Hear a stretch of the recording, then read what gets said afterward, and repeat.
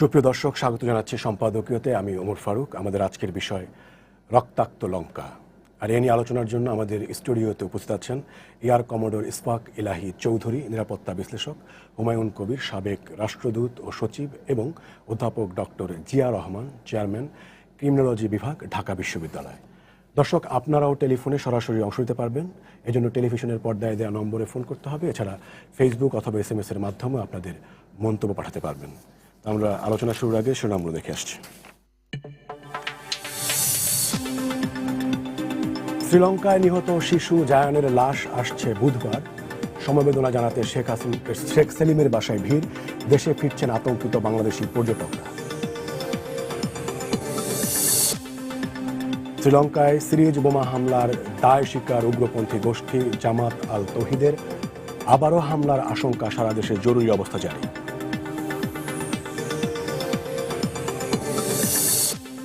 বাংলাদেশে বিনিয়োগের সুবিধা নিতে ব্রুনাইয়ের ব্যবসায়ীদের আহ্বান প্রধানমন্ত্রীর। সুলতানের সঙ্গে বৈঠকে 7টি সমঝোতা স্মারক সই।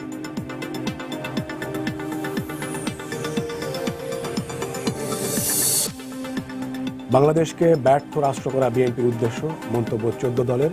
সংসদে এসে সরকারের সমালোচনা করার আহ্বান। একদলীয় শাসন প্রতিষ্ঠার চেষ্টা চলছে, অভিযোগ বিএনপি।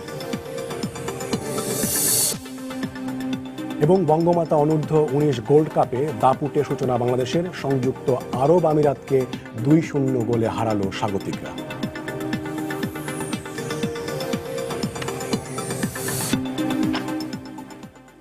আপনাদের তিনজনকেই স্বাগত জানাচ্ছি আমাদের আজকের আলোচনায়। আমরা জানি যে গতকাল শ্রীলঙ্কায় কি হয়েছে, এবং সেই সবশেষ যেখানে প্রাণহানির সংখ্যা 290-এর পৌঁছেছে, এবং আশঙ্কা করা হচ্ছে যে আরও বাড়তে পারে, কারণ 500-র মতো সেখানে আহত রয়েছেন। তো সেটিকে সামনে রেখেই আমাদের আজকের আলোচনা রক্তাক্ত লঙ্কা। তো সেখানে আমরা সন্ত্রাসবাদ এবং সবকিছু এই সম্পর্কিত বিভিন্ন বিষয় নিয়ে, বিভিন্ন দিক নিয়ে আমরা আলোচনা করব। আমি প্রথমে এয়ার কমোডোর ইসফাক ইলাহি চৌধুরী আপনার কাছে আসতে চাই। যে প্রসঙ্গটিতে সেটি হচ্ছে যে শ্রীলঙ্কার কর্তৃপক্ষ বলছেন যে এটি আসলে তৃতীয় কোনো পক্ষ সেখানে জড়িত। তারা আবার এর পাশাপাশি এটাও বলছেন যে যেটা সেখানকার গণমাধ্যমেই এসেছে, যে 10 দিন আগে শ্রীলঙ্কার পুলিশ প্রধান সতর্ক করেছিলেন, তারপরেও সেটা আসলে ঠেকানো গেল না। আজকের এই আলোচনার প্রথমেই আমি সমবেদনা জ্ঞাপন করছি আমাদের শ্রীলঙ্কান সরকার, দেশ, জনগণের প্রতি। কারণ তাদের সাথে আমাদের বিভিন্নভাবে মানে হাজার বছরের আমাদের একটা সাংস্কৃতিক এবং যোগাযোগ আছে। বিশেষ করে দক্ষিণ এশিয়ার তো তারা একটা আমাদের পার্টনার। এবং আমি বিশেষ করে আমি বিমান বাহিনীতে ছিলাম, এবং শ্রীলঙ্কান সেনাবাহিনীর সাথে আমাদের সেনাবাহিনীর, বিমান নৌবাহিনীর একটা অত্যন্ত ঘনিষ্ঠ সম্পর্ক, এবং তাদের প্রশিক্ষণের একটা বিরাট দায়িত্ব কিন্তু এবং আমরা পালন করেছি। এবং আমাদের এখান থেকে স্টাফ কলেজ করা বা গ্র্যাজুয়েট হয়ে তাদের ওখানে প্রধান সেনাপতির পদেও তারা গিয়েছে এই ধরনের আছে। সুতরাং এই ধরনের ঘটনা যখন ঘটেছে, সঙ্গে সঙ্গে আমার মানে ইয়ের দিক থেকেও মানে আত্মিক দিক থেকেও আমরা খুব তাছাড়া এখন তো দেখা গেছে আমাদের যে বাচ্চাটা আমরা হারিয়েছি, সেও কিন্তু আমাদের দুঃসম্পর্কে মানে ফ্যামিলির সাথে অত্যন্ত জড়িত। তো নানান এই মানে হৃদয় ভারাক্রান্ত সন্ধ্যায় আমি বলছি যে এটা শুধুমাত্র শ্রীলঙ্কার জন্য নয়, এবং সমস্ত এই উপমহাদেশে এবং তথা মানব জাতির জন্য একটা বিরাট জঘন্য একটা অপরাধ, যেটা যারা এটা করেছে, অসংখ্য নিরপরাধ মানুষের। তো যেটা আপনি বললেন যে এই ধরনের ঘটনা এই প্রথম মানে যে ইতিমধ্যে যেটা বললো জামাত তৌহিদ, তারা দায় স্বীকার করেছে। তো কিন্তু আমার মনে হয় যে এর সঙ্গে বাইরের সম্পর্ক আছে। কারণ দেখুন, আপনার এই ধরনের একটা সিরিজ অ্যাট্যাক এবং অত্যন্ত কি পয়েন্টসে, একটা ইস্টার হলিডেতে, এবং যেখানে মানুষের ঘন সমাবেশ হবে, এবং হোটেলগুলোতে যেখানে বিদেশিরা আছে, সুতরাং একটা আন্তর্জাতিক দৃষ্টি তাদের উপরে পড়বে, সেই ধরনের জানান দেওয়া অনেকটা মানে ওই 9/11-এর ঘটনার মতো একটা ঘটনা। তো 2009 সালের পর থেকে তো রিলেটিভ একটা শান্তি সেখানে বজায় ছিল, এবং যেখানে তার আগে যে ঘটনাগুলো ঘটেছে সেটাও কিন্তু আসলে তামিল এবং সিনহালিজ মেজরিটি, তামিল হতে অ্যাবাউট 17%, সিনহালিজ 72% এই ধরনের জনসংখ্যা নিয়ে, এবং সেটা রাজনৈতিক একটা প্রথমে শুরু হয়েছে রাজনৈতিক সংগ্রাম, যেটা পরে একটা গৃহযুদ্ধ এবং এমনকি টেরোরিজম রূপ নিয়েছিল। আলটিমেটলি কিন্তু এলটিটি যারা লড়াই করছিল তারা একটা টেরোরিস্ট অর্গানাইজেশন হিসেবে পরিচিত হয়েছিল, বিশ্বের সমর্থন হারিয়েছে। কিন্তু 2009 সালের পরে যে এই ধরনের ঘটনা, যেখানে একটা ধর্মীয় গোষ্ঠীকে তাদের ধর্ম অনুষ্ঠানের one of the most important, তাদের যে ধর্মীয় অনুষ্ঠানের মধ্যে টার্গেট করা, এই ধরনের আগে হয়নি, এবং এটা সবার জন্য একটা বিরাট ওয়েক আপ কল। এবং এখন পর্যন্ত যতটুকু জানা গেছে যে দেয়ার আর এ নাম্বার অফ সুইসাইড বম্বার্স, তারা ভিতরে ঢুকেছে, হোটেলে ঢুকেছে, চার্চে ঢুকেছে, এবং এখনও তো কিছু এক্সপ্লোসিভ ডিভাইসও পাওয়া গেছে এবং পাওয়া যাচ্ছে। তো যেটা আপনি প্রথমে বললেন যে ওয়ার্নিংটা ছিল, কিন্তু আমার যেটা এক নম্বর আমরা নিজেদের মধ্যে আলাপ করছিলাম যে একটা অত্যন্ত দুঃখজনকভাবে রিসেন্টলি, এটা কিন্তু আগে ছিল না, Sri Lanka has always been A functional democracy. তাদের এই এত গৃহযুদ্ধের মধ্যেও কিন্তু কখনোই সেনাবাহিনী ক্ষমতা দখল করেনি, বা কোনো মার্শালও, যেটা আমরা পাকিস্তানের ক্ষেত্রে বা বাংলাদেশে দেখেছি। কিন্তু এই গত কিছুদিন থেকে তাদের সরকারের মধ্যে একটা ডিসফাংশন হয়েছে। মানে দেয়ার ওয়াজ এ টাইম যখন 2 জন প্রধানমন্ত্রী নিয়োগ করা ছিল, এখনও প্রধানমন্ত্রী এবং রাষ্ট্রপতির মধ্যে এবং বিভিন্ন ক্যাবিনেটের মধ্যে কোনো যোগাযোগ মানে থাকছে না। এবং এই যে ইয়েটা বলেছেন যে পুলিশ প্রধান যেটা বলেছিলেন যে এই একটা বিরাট উনি ইন্টেলিজেন্স খবর পেয়েছেন বাইরের কোনো ইন্টেলিজেন্স সোর্স থেকে, সেটা হতে পারে মার্কিন যুক্তরাষ্ট্র, সেটা হতে পারে ভারত, সেটা হতে পারে রাশিয়ান, আই ডোন্ট নো, কিন্তু উনি সেটা ট্রান্সমিট করেছেন। উনি বলছেন যে আমি ট্রান্সমিট করেছি সবাইকে, কিন্তু প্রধানমন্ত্রী বলছেন যে আমি এই সম্বন্ধে কিছুই জানি না। কত বড় একটা ইয়ে, হ্যাঁ, এবং যে এটা যে কাজ ডাউন টু দি র্যাঙ্কে কাজ করে নাই, সেটার ইয়েই হচ্ছে যে এই যে চার্চে এতগুলো মানুষ যাচ্ছে, এটা তো স্বাভাবিক। আমাদের এখন একটা যে কোনো ইভেন ধর্মীয় অনুষ্ঠান হোক বা সাংস্কৃতিক অনুষ্ঠান হোক, আমরা সেখানে যথেষ্ট স্ক্যানিং বা আমরা ইয়ে করি, সাদা পোশাকে হোক আমাদের সিকিউরিটি ইয়ে থাকে। কিন্তু এই যে একের পর এক হলো, হোটেলে চেক ইন করে এসে ব্লাস্ট করলো, এতে একটা বিরাট সিকিউরিটি ল্যাপস এবং একটা এবং এটা যারা করেছে তারা দেখেছে, তারা জেনেছে যে এই ধরনের একটা সুযোগ আমরা নিতে পারি। এবং শ্রীলঙ্কা ইন এ ওয়ে, আবার যদি আপনি ওই ইয়ের কথা ধরুন, নিউজিল্যান্ডকে যেরকম টার্গেট করেছিল, সেটা যদিও কোনো ধর্মীয় গোষ্ঠী না, সেটা একটা হোয়াইট সুপ্রিমেসিস যেটা বলি, কারণ দেখেছি এখানে কিছুই হয় না, একটা অত্যন্ত শান্তিপূর্ণ একটা পরিবেশ, একটা সমাজ, এখানে আমি পেনিট্রেট করতে পারবো, এখানে আমি অস্ত্র নিয়ে ঢুকতে পারবো, এখানে আমি এই কাজগুলো করতে পারবো। ওয়ারেজ হি কুড নট, হয়তো সেটা সে মেলবোর্নে পারতো না বা সিডনিতে পারতো না, যদিও সে অস্ট্রেলিয়ার নাগরিক। এখানেও আমি মনে করি যে তারা এগুলো কাজ করেছে, এবং হয়তো সামনে বেরোবে যে ইভেন মধ্যপ্রাচ্য বা পাকিস্তান বা এই ধরনের আফগানিস্তান, মানে বাইরের কোনো টেররিস্ট গ্রুপও সেখানে তাদের সাহায্য করেছে, অস্ত্র সাপ্লাই করেছে। এবং ট্রাভেল স্পটসগুলো তো বেশি দূরে না, এখন যেহেতু ওই যে আইসিসের ইয়েগুলো শেষ হচ্ছে, আইসিস কিন্তু ছড়িয়ে পড়ছে, আইসিসের খেলাফত শেষ হয়েছে কিন্তু আইসিস শেষ হয় নাই, এবং তারা তাদের ইয়েই হচ্ছে যে ছড়িয়ে পড়ো সারা বিশ্বে। এবং এই ধরনের সফট টার্গেট যেগুলো শ্রীলঙ্কার মতো, এখানে তারা অ্যাট্যাক করবে।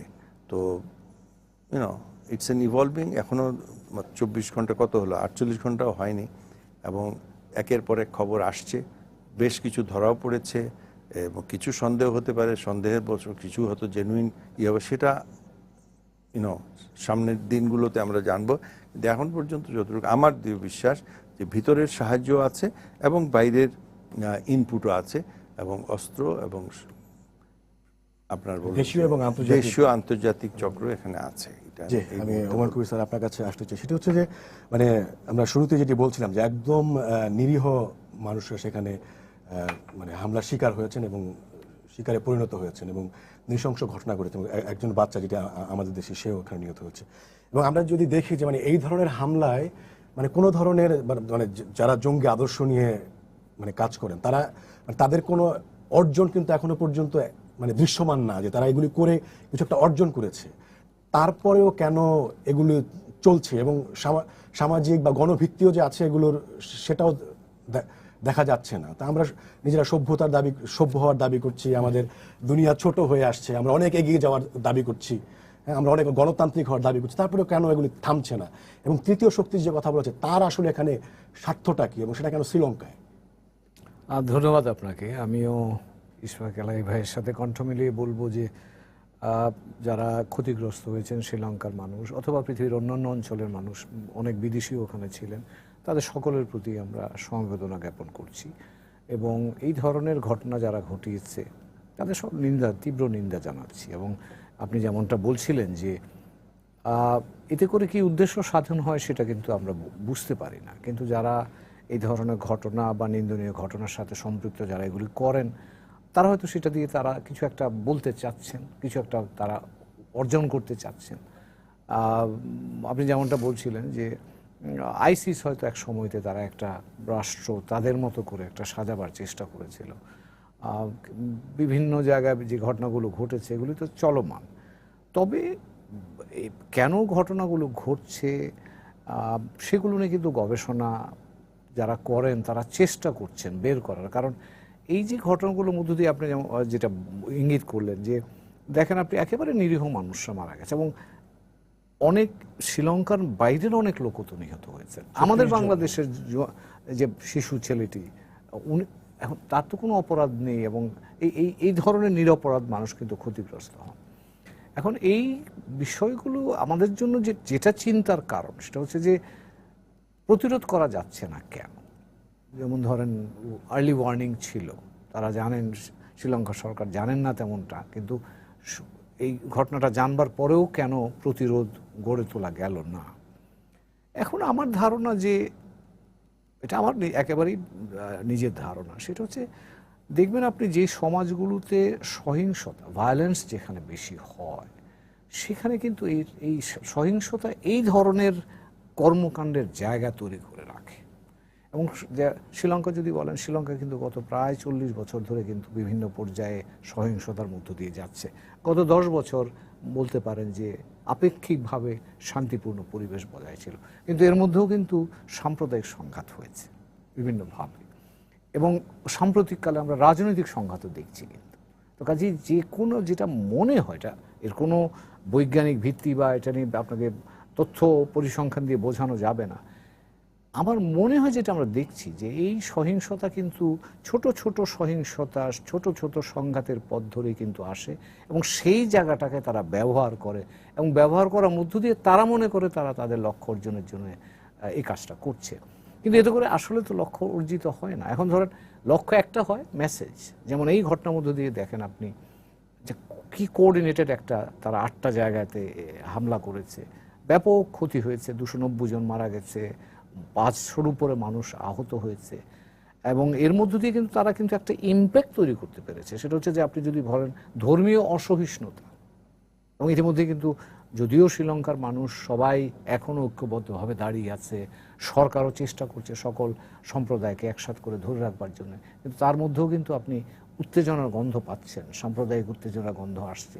এবং যারা এই কাজটা করেছে এটাও তাদের উদ্দেশ্য হতে পারে যে আন্তঃসম্প্রদায় সম্পর্কটাকে বিষময় করে তোলা, যাতে সেখানে আর একটা সাম্প্রদায়িক সংঘাত শুরু হয়। সেখানে তো স্যার আমি যদি অ্যাড করি, সেখানে তো মানে মুসলিমদের সাথে, মানে মুসলিম যেহেতু একটা সংগঠনের নাম এসেছে, মুসলিমদের সাথে সেখানে মানে খ্রিস্টান ধর্মাবলম্বীদের মানে কোনো ধরনের টেনশনের কিন্তু আগের কোনো রিপোর্ট পাওয়া যায় না। সে সিংহলীদের সাথে আছে, তাহলে সেখানে মানে মানে খ্রিস্টান সম্প্রদায়কে কেন টার্গেট করা? এখন সেটা ইশফাক এলাই ভাই ইঙ্গিত করছিলেন, এটা হচ্ছে সফট এরিয়া কোনটা। আপনি সফট এরিয়াতে তারা হিট করেছে। এখন ওখানে দুটো জিনিস, একটা হচ্ছে ক্রিশ্চিয়ান দেখবেন আপনি, আরেকটা হচ্ছে ট্যুরিস্ট। এই দুইটা জায়গা কিন্তু তারা টার্গেট করেছে এবং দুটো জায়গার ইম্প্যাক্টটা কিন্তু অন্য আরেকটা জায়গায় গিয়ে লাগবার একটা সুযোগ আছে। বুঝতে পারছেন আমি কোনটা বোঝাতে চাচ্ছি? এখন তারা কি সেই উদ্দেশ্যে করেছে? তারা কি সেই জায়গায় মেসেজটা পৌঁছে যাক এটা চায়? তা না হলে তো আপনি যেমনটা বলছিলেন যে ওদের সাথে তো শ্রীলঙ্কার মুসলিম জনগোষ্ঠীর সাথে খ্রিস্টানদের সংঘাতের তো কোনো খবর জানি না আমরা। হ্যাঁ, অন্যদের সাথে আছে, বুদ্ধিদের সাথে আছে, হিন্দুদের সাথে আছে, কিন্তু এই ধরনের কিন্তু তারা এটাকে বেছে নিয়েছে কারণ হয়তো সম্ভবত তারা এটা দিয়ে একটা বড় জায়গায় মেসেজ পৌঁছাতে চাচ্ছে যে এই হলে আমরা এখান থেকে এটা করতে পারি। এবং যে বিবেচনাই হোক এটা নিন্দনীয় এবং জঘন্য একটা অপরাধ সংগঠিত হয়েছে। এখন ইশফাক আলী ভাই বলছিলেন যেটা আমাদের যে জায়গাটায় আমরা মনে করি সচেতনতার সুযোগ আছে, সেটা হচ্ছে যে এই আরও এটা প্রতিরোধের জন্য যেমন সরকারের ভেতরে কিন্তু একটা শ্রীলঙ্কা সরকার, অবশ্য আমি বলবো তাদেরকে আমি I give them good marks, because Sri Lanka সরকার বলেছে যে হ্যাঁ আমাদের কাছে খবর ছিল, তারা কিন্তু বলেনি আমরা জানি না। অনেক সরকারই হয়তো বলতো যে আমরা জানি না, কিন্তু তারা সেই দায়টা নিয়েছে।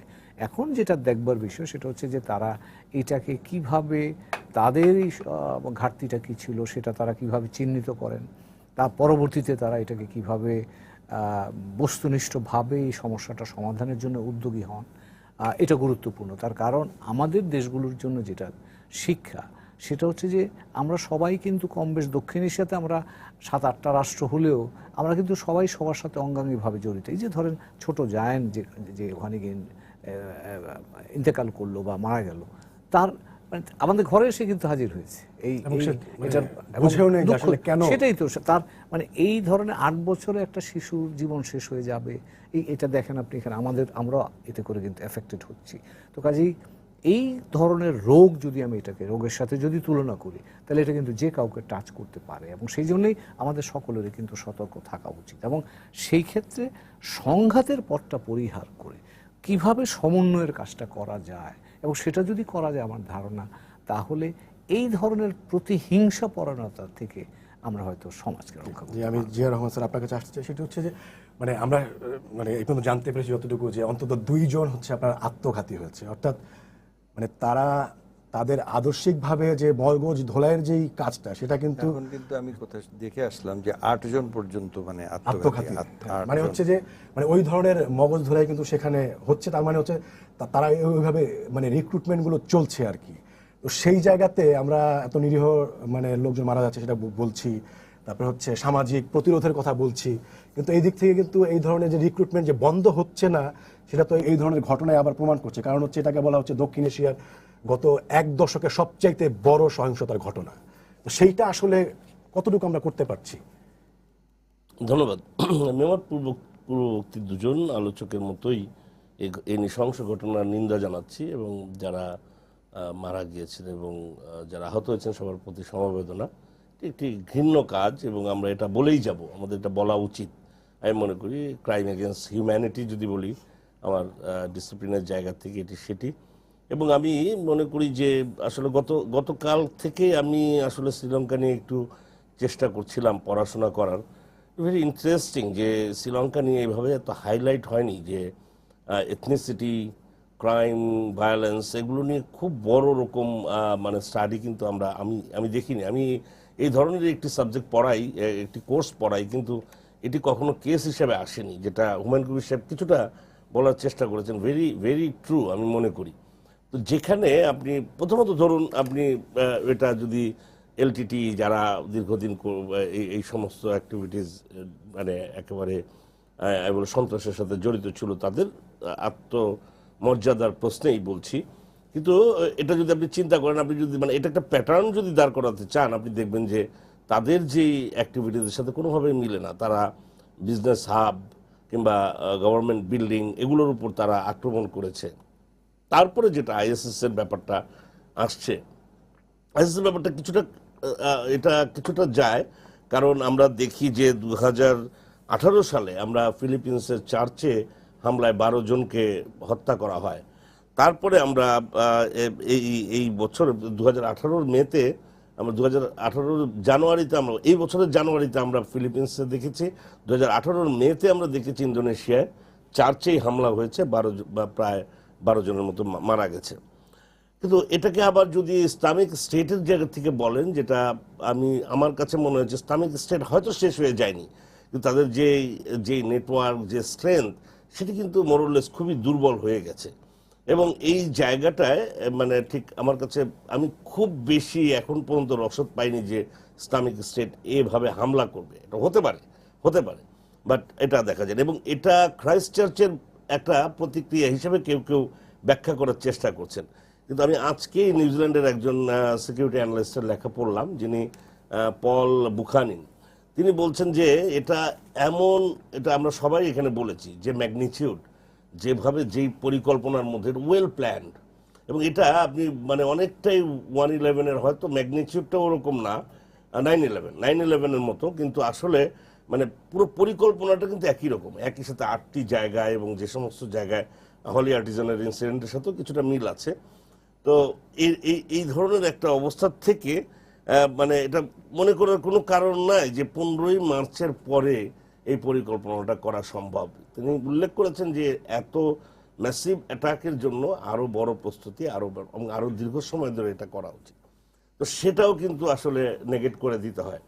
ফাইনালি যেটা হুমায়ুন কবির সাহেব বলেছেন এটি খুব ইন্টারেস্টিং আমার কাছে মনে হয়েছে, যে ইন্টারনাল যে টেনশন আপনার শ্রীলঙ্কান সোসাইটিতে, এবং এটা একটু ডিফারেন্ট এক্সপ্লেনেশন, আমি বলবো যে সোশিওলজিক্যাল এক্সপ্লেনেশন, যে সিঙ্গুলার আইডেন্টিটি যেই ইয়েটা এসছে বুদ্ধিস্টদের যেই 70% ভার্সেস আপনার যে মাইনরিটি যারা, তাদের সাথে যে একটা কমপ্লেক্স রিলেশনশিপ, এবং এটি আমরা 1920s-এ আমেরিকাতে বা ইউরোপে যেটা police peasant in Europe and America বইতে যেটা দেখি, যে ইমিগ্র্যান্টরা যখন আমেরিকাতে যায় তখন যে ক্ল্যাশটা হয়েছিল মূল সোসাইটির সাথে, কিংবা এখন যে ইউরোপে যে ইনফ্লাক্স যাচ্ছে ইমিগ্র্যান্টদের, সেখানে ব্রেক্সিটের প্রশ্ন যেখানে চলে এসছে, যে এই যে উগ্র জাতীয়তাবাদী চেতনা, এবং আমরা ওই যে বধুবালা সেনা যেই শ্রীলঙ্কান যেই উগ্র গোষ্ঠীটা, যেটা আমরা বুদ্ধিস্ট মংদের, এবং এই গত কয়েক বছরে মানে এই 15 থেকে 12 সাল থেকে শুরু হয়েছে এটি, থেকে যেভাবে মানে এই বছরই 26টি মানে হামলা হয়েছে খ্রিস্টানদের উপরে, 2015 থেকে 190টি হামলা হয়েছে, এটা সবই বুদ্ধিস্টদের দ্বারা।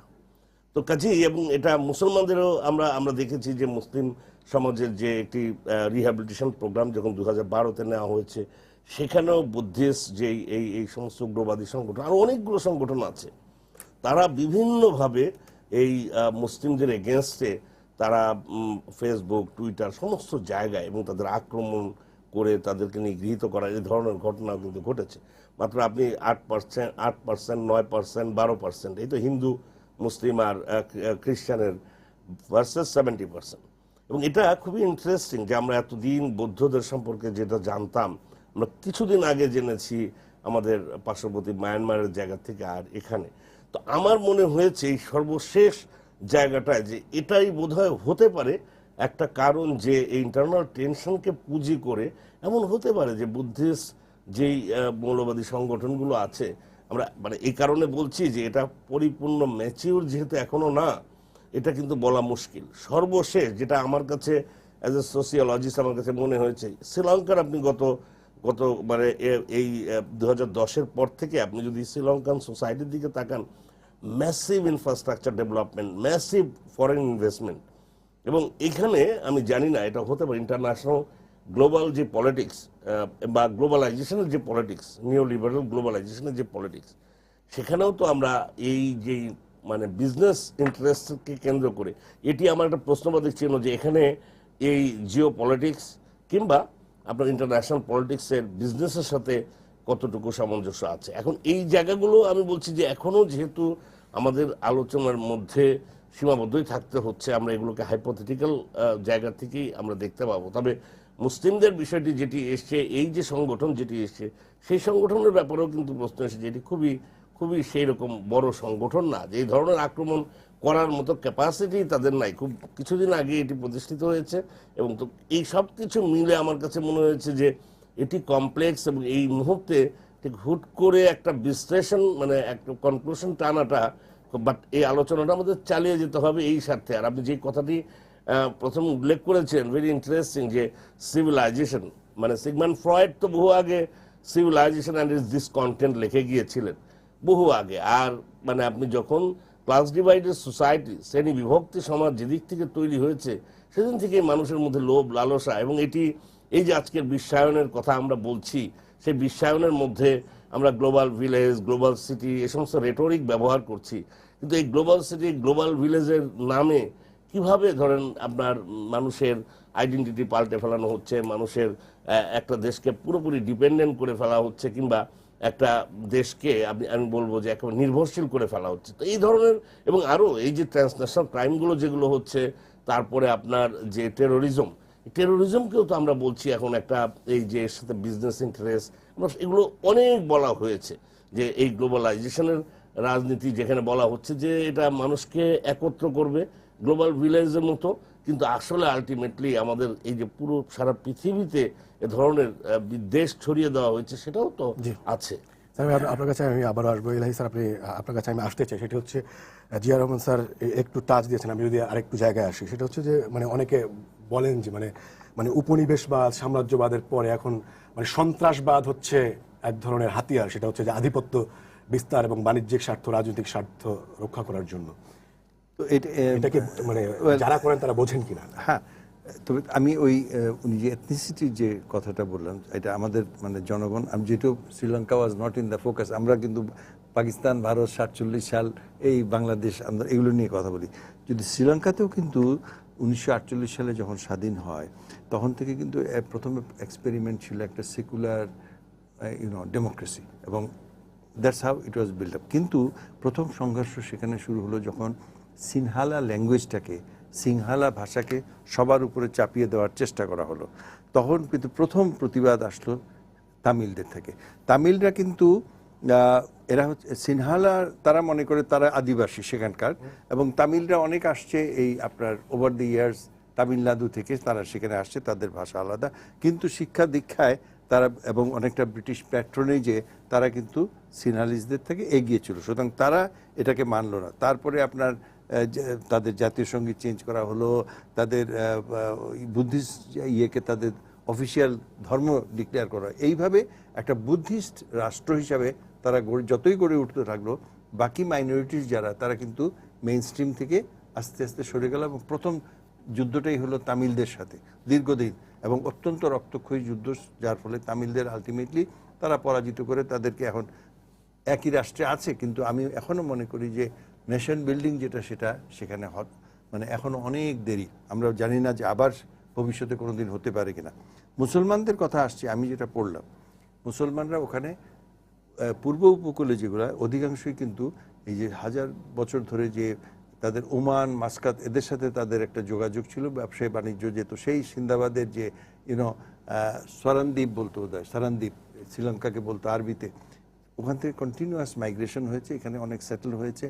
তো এদেরকে ওরা মুর বলে, মানে এরাও কিন্তু ওই আদিবাসী হিসাবে তাদেরকে কনসিডার করে না। আবার পূর্ব উপকূলে যেটা অধিকাংশ ফ্রম মালয় থেকে আসছে, মালয় মুসলিম আর এই মুর মুসলিম নিয়ে মুসলিম কমিউনিটি, এবং ওভার দ্য ইয়ার্স নেশন বিল্ডিংয়ের এখানে তারা কিন্তু আলাদা হয়ে যাচ্ছে। কিভাবে? যে অনেক বেশি মধ্যপ্রাচ্যের ইনফ্লুয়েন্স, এরা অনেক বেশি মধ্যপ্রাচ্যে চাকরি বাকরি করে, ইয়ে করে, ওখান থেকে আসে। তা আমি ওখানে মানে কিছুদিন, মানে কয়েকদিনই বলা যায়, বাট অ্যাজ আই ট্রাভেল আমি লক্ষ্য করেছি যে শত শত মাদ্রাসা সেখানে গড়ে উঠেছে। সেখানকার যে মুসলমানদের দেখলেই দেখা যায় যে তারা মেইন স্ট্রিম যে শ্রীলঙ্কানদের থেকে, তাদের চেহারা, ড্রেস, তাদের একটু ডিফারেন্ট, এবং যার ফলে মেইন স্ট্রিম এডুকেশনে না আসার ফলে তারা কিন্তু ক্রমাগতভাবে শ্রীলঙ্কা যতই এগিয়ে যাচ্ছে তারা কিন্তু এই ডিফারেন্সটা হচ্ছে। এবং দেখুন আপনার ক্রিশ্চিয়ানস কিন্তু অধিকাংশই কনভার্টেড। এই যে যখন পর্তুগিজরা ওখানে ছিল, তারা কনভার্টেড হয়ে তারা 7% পপুলেশন, কিন্তু চাকরি বাকরি নানান জায়গায় কিন্তু শ্রীলঙ্কানরা, এই যে দেখেন না, যত আমাদের ক্রিকেট টিমই ধরুন, আপনার ব্যাংকার্স ধরুন, ধরুন de Silvas, Pereras and all the Peiris, they are all Christian. কিন্তু এই 7% ক্রিশ্চিয়ান কিন্তু আপনার 72% সিনহালিস থেকেও অনেক বেশি শিক্ষিত অ্যান্ড অল দিস থিং। এর ফলে সমাজে একটা সেখানে টেনশন আছেই। তো টেনশন আছে, এটা টেনশনটা মুসলমানদের যদি টেনশন থাকে, সেটা এগেইনস্ট হবে সিনহালিসদের বিরুদ্ধে। কেন? মানে বহিঃপ্রকাশের ওয়েটা এইটা কি মানে এর আগেও যেগুলো হয়েছে মুসলিম ভার্সাস এই কালচারের সাথে যায় কিনা? হ্যাঁ, মুসলিম ভার্সাস দি সিনহালিস হয়েছে, কিন্তু মুসলিমদের সাথে ক্রিশ্চিয়ানদের শ্রীলঙ্কাতে কোনো বিরোধ থাকার কথা নয়, because both of them are minority. একজন 9%, একজন 7%, এন্ড দে আর মানে ওয়েড আউট। ক্রিশ্চিয়ানদেরকে টার্গেট করার, আমি যদিও আমাদের প্রফেসর জিয়ার বলেছেন যে উনি যে আর্টিকেলটা লিখেছে যে ক্রাইস্ট চার্চে তার সম্পর্ক নাই, কিন্তু আমি মনে করি যে ক্রাইস্ট চার্চের ঘটনা হয়তো একটা ট্রিগার এফেক্ট করেছে যে এখানে মুসলমানদেরকে মসজিদে মারা হয়েছে।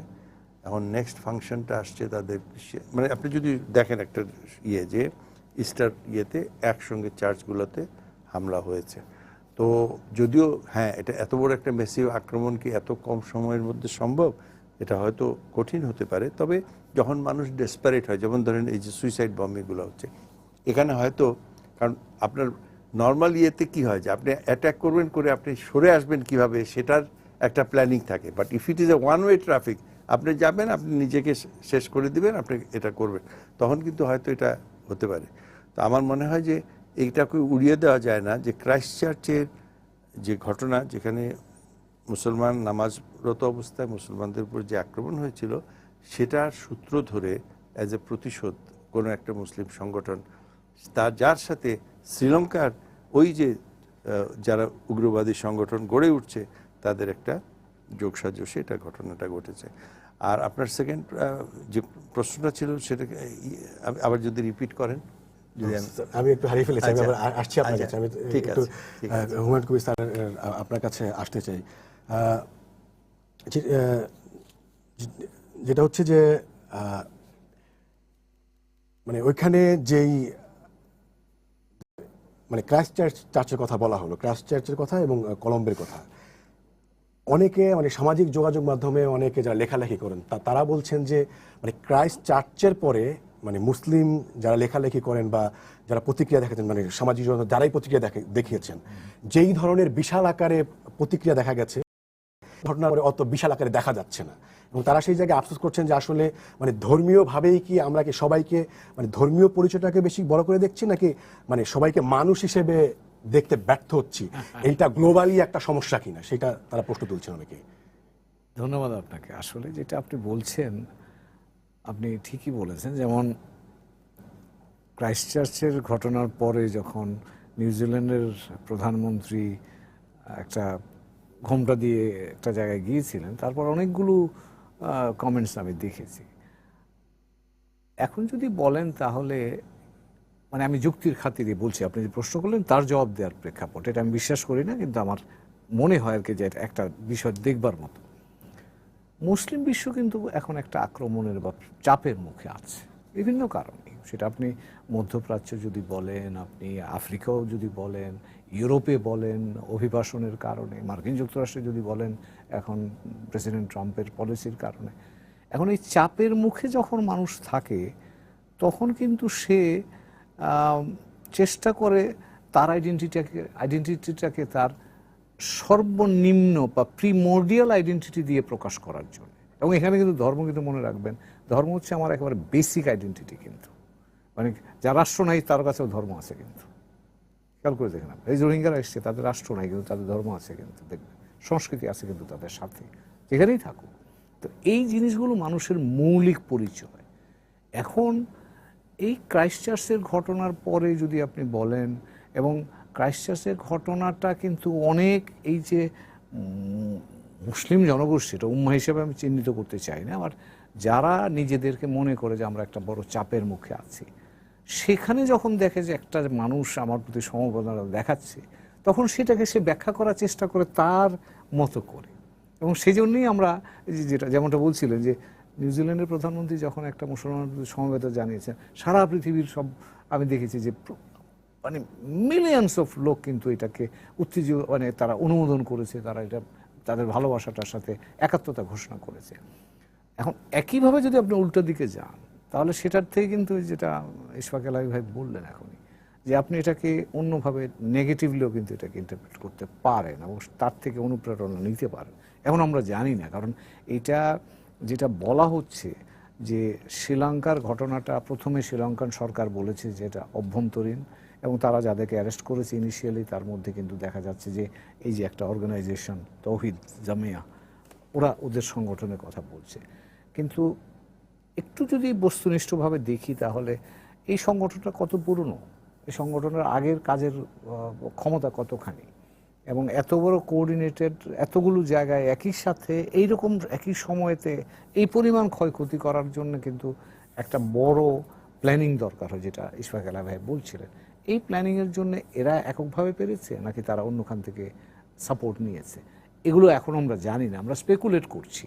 কিন্তু শ্রীলঙ্কান গভর্নমেন্ট, সেটা আমার ধারণা তারা ইতিমধ্যেই তো কাজ শুরু করেছে, এবং এটা জানা দরকার এই কারণে, তাহলে বোঝা যাবে যে আসলে কি কারণে এরকম একটা নৃশংস ঘটনা ঘটলো। এবং যেমনটা আমরা বলি যে শ্রীলঙ্কায় আমরা তো এমনটা আশা করি না, অনেকগুলো সংঘাতপূর্ণ জায়গা আছে, সেখানে হয়তো আন্দাজ করা যায় যে হয়তো হলেও হতে পারে, কিন্তু এমন একটা জায়গাতে শ্রীলঙ্কাতে এই ঘটনাটা কেন ঘটলো, এবং যেখানে যাদেরকে বলা হচ্ছে এই কাজটা করেছে, তারা তো সমাজে এমন কোনো, এর মধ্যে দিয়ে তো এমন কোনো পলিটিক্যাল অ্যাচিভমেন্টও তারা পাবে না, তারা কোনো কালচারাল ইম্প্যাক্টও যে খুব একটা করতে পারবে তা নয়, বরঞ্চ নেতিবাচক। শ্রীলঙ্কার মুসলমানরা কোনো আলাদা রাষ্ট্র চায় না। Exactly. তামিলরা Exactly. প্রথমে স্বায়ত্তশাসন থেকে নিয়ে কিন্তু পরে স্বাধীনতা চেয়েছে।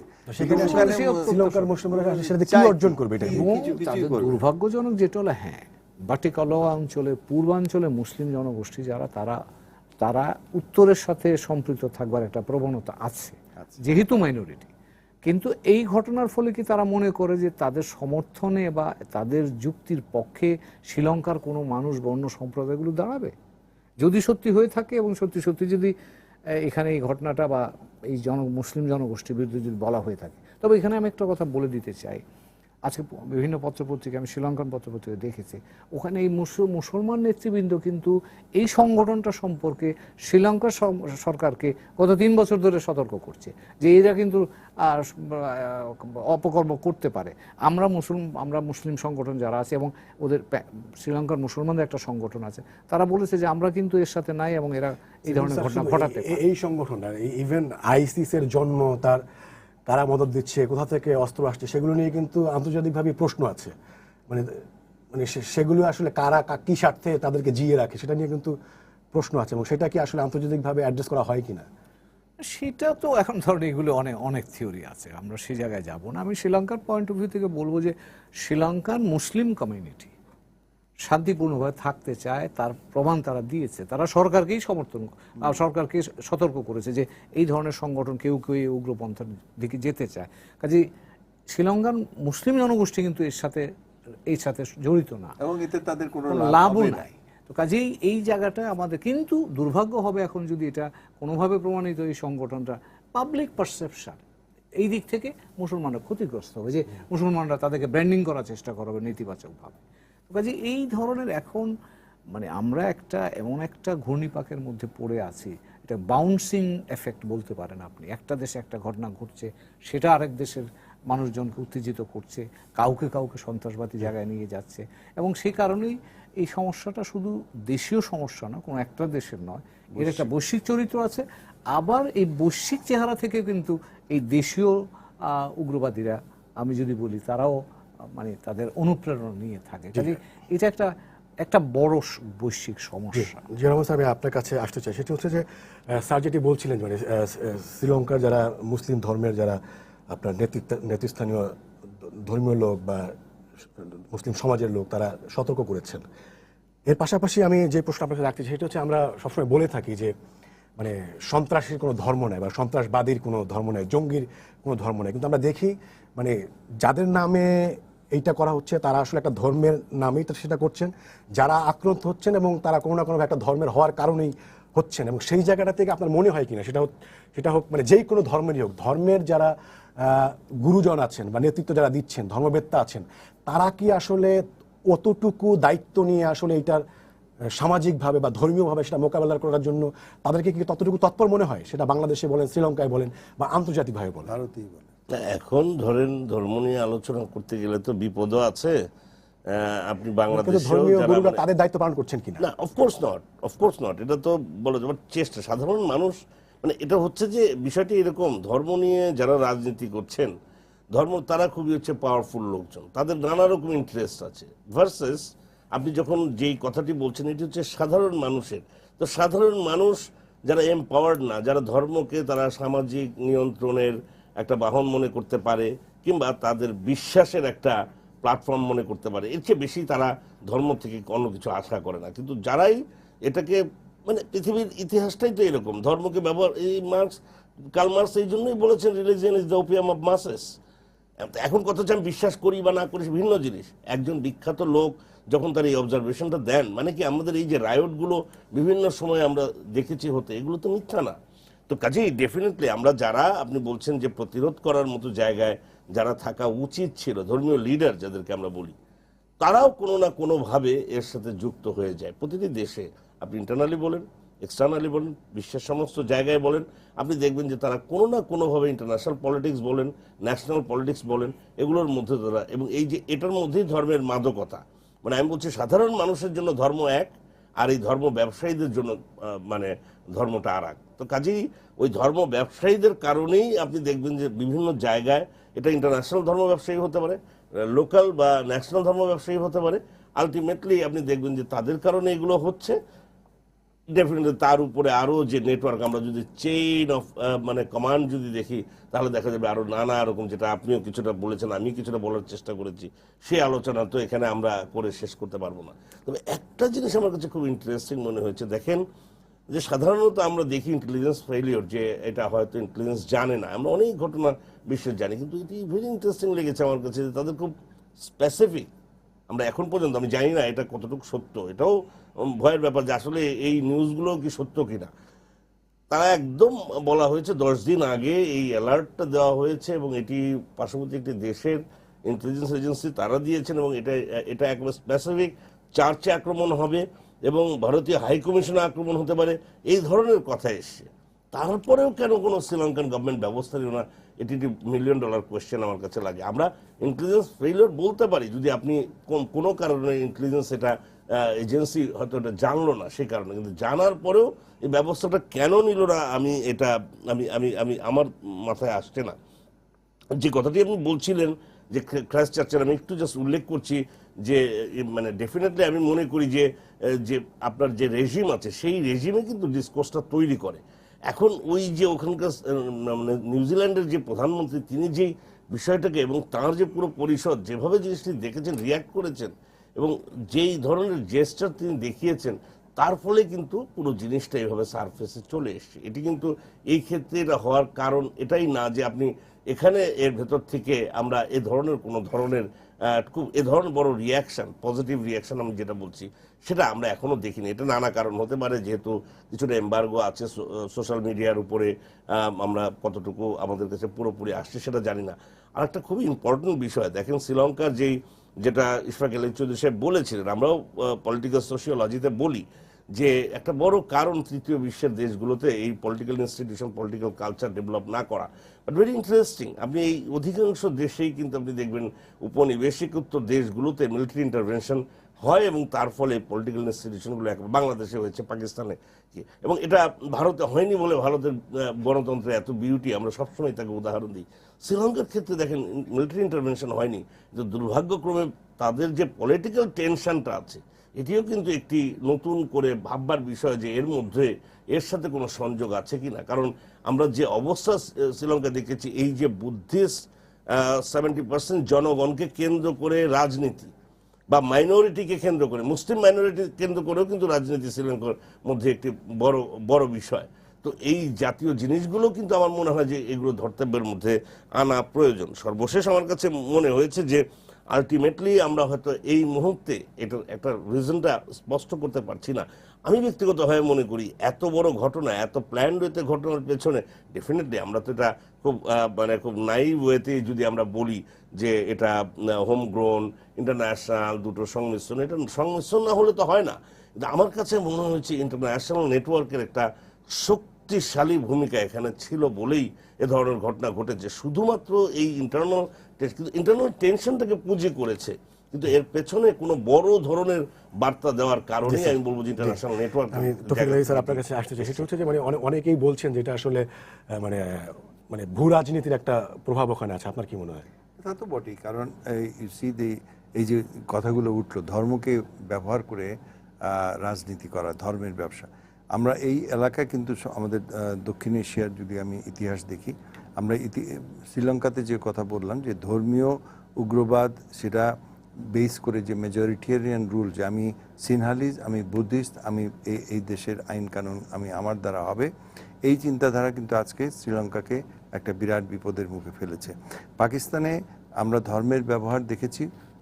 পাকিস্তান কিন্তু জন্ম হওয়ার পরে পরে যে হয়তো জিন্না সাহেব তার নিজের ভুলেও বুঝতে পেরে বলেছিলেন যে আমার দেশটা হবে একটা আধুনিক গণতান্ত্রিক রাষ্ট্র, যেখানে রাষ্ট্রের সাথে ধর্ম আলাদা হবে, কিন্তু সেটা আর হয়নি। হওয়ার ফলে আজকে পাকিস্তানে ধর্মের ব্যবহারের কী যে হচ্ছে সেটা তো আমরা জানি। অত্যন্ত দুঃখজনকভাবে ভারতের এত শক্তিশালী গণতান্ত্রিক মাধ্যম থাকা সত্ত্বেও আজকে কিন্তু ভারতে একটা উগ্র হিন্দুত্ববাদী যেটা সংগঠন গড়ে উঠছে, অনেকগুলো সংগঠন, এবং তার প্রতিক্রিয়ায় কিন্তু মুসলিম সংগঠন কিন্তু গড়ে উঠতে বাধ্য। মানে গণতন্ত্র উগ্রবাদকে ঠেকাতে পারছে না। গণতন্ত্র চর্চার ক্ষেত্রে ব্যর্থতার জন্য এইগুলোর জন্ম হচ্ছে। এবং আমরা বাংলাদেশে ধর্মকে নিয়ে রাজনীতি আমরা দেখেছি এবং তার কুফলগুলো আমরা প্রত্যক্ষ করছি। তো একটা জিনিস 20 সেকেন্ড আমি বলছি যে বাংলাদেশের শিক্ষণীয় হচ্ছে এখনো সময় আছে ধর্মকে ধর্মের জায়গায়, রাষ্ট্রকে রাষ্ট্রের জায়গায়। রাষ্ট্রের ভিতরে যদি ধর্ম ঢুকে যায় বা ধর্মকে যদি আমি রাজনীতিকরণ করি তাহলে তার কুফল আমাদের জাতীয় পর্যায়ে পড়তে বাধ্য। স্যার আপনি মিনিট খানেক সময় পাবেন, আমি প্রশ্ন করছি। আমি দুটো বলবো। ইশফাক আলাহি ভাই যেটা বললেন ওনার সাথে আমি একমত, এবং একটু যোগ করতে চাই দুটো জিনিস। একটা হচ্ছে যে আমরা কিন্তু দক্ষিণ এশিয়াতে আপনি যদি লক্ষ্য করেন তাহলে আমরা একটা প্রবল মেজরিটেরিয়ান মাইন্ডসেট লক্ষ্য করছি। সেটা সব দেশেই আছে। আপনি পাকিস্তান বলেন, বাংলাদেশ বলেন, ভারত বলেন, শ্রীলঙ্কা বলেন, মিয়ানমারে তো আমরা দেখতেই পাচ্ছি। হ্যাঁ, তো কাজেই এই প্রবণতাটা কিন্তু অন্য যারা আছে মাইনরিটিস তাদেরকে দূরে সরিয়ে দিচ্ছে। প্রথমে এলিয়েনেশন হয়, তারপরে হিউমিলেশন হয়, তারপরে কিন্তু তারা একটা ডিফেন্সিভ মাইন্ডসেটে গিয়ে এই ধরনের কর্মকাণ্ডের সাথে জড়িয়ে পড়ার একটা প্রবণতা তৈরি হয়। দ্বিতীয় যেটা হচ্ছে শ্রীলঙ্কাতেও যে দেখা গেল ক্ষমতা যখন বিভাজিত হয়ে যায়, সমাজ যখন বিভাজিত হয়ে যায়, সমাজ দুর্বল হয়, তখন এই ধরনের আপনি শক্তিকে প্রতিহত করার ক্ষমতা হ্রাস পায়। কাজেই সকলকে ক্ষমতা বলেন, সমাজ বলেন, যত ঐক্যবদ্ধভাবে রাখা যাবে ততই এই ধরনের নেতিবাচক শক্তিকে প্রতিরোধ করার শক্তি বেশি। আপনাদের তিনজনকে ধন্যবাদ। আমরা যেটা বুঝলাম যে আসলে আমাদেরকে সবাইকে এক হয়েই থাকতে হবে, সবাইকে মানুষ হিসেবে গ্রহণ করে তাদেরকে থাকতে হবে, সবার কালচার, আলাদা ধর্ম সেগুলো সম্মানও জানাতে হবে। আপনাদের তিনজনকেই ধন্যবাদ। দর্শক আপনাদেরও ধন্যবাদ জানিয়ে শেষ করছি আজকের সম্পাদকীয়। আগামীকাল আবারও দেখা হবে রাত 10টায়, দেখার আমন্ত্রণ রইল। শুভরাত্রি।